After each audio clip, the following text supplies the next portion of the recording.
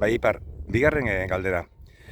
Gaur egun lehen sektorean aritzea ez da, ez dakit, aber ondo esplikatzen dudan, botere ekonomikoek markatu dizkiguten markoei planto egitea moduan, adibidez, lan ordutegiak, estresa, bidaiazeko derrigortasuna, nola ikusten duzu, gogoeta hori?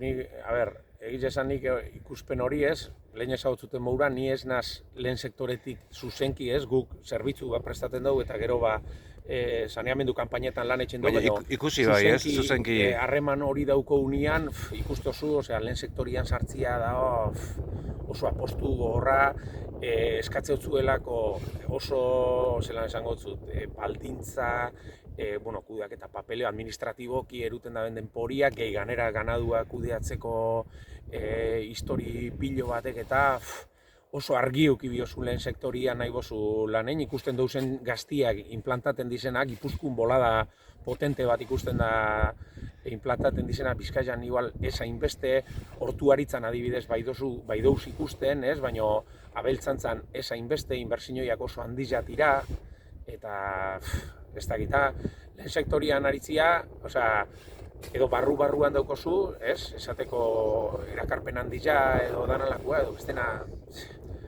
oso ez dakit. Badok ere bai, ez? Naturarekin kontaktoa eta bizitza beste modu batean ulertzeko aukera hori, ez? Totala, bai, argitxa garbi. Espadaukozu hori eta espazoiaz naturiaz bat edo ez tozu batetxen lehen sektoriaz, baina karo, beste batzutan ikustozu, zuk ezauzuna, ez?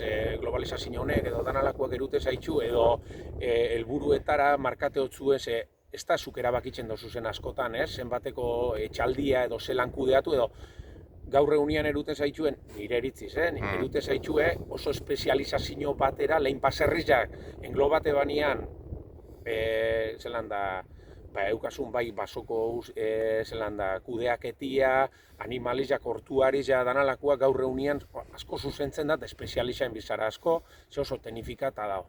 Nire eritziz, eta lehengo baserri horrek kudeatzia, baserrizak behin globate hemen famili guzti bat, ez? Da, noberak etxia apostua, zuk etxozu apostu. Eta egiz esan, atzekuak zera itxen dozuz, ez? Zeua sekarten dozuz, biziera bat da, ez da ofizio bat, bera modun, biziera bat da.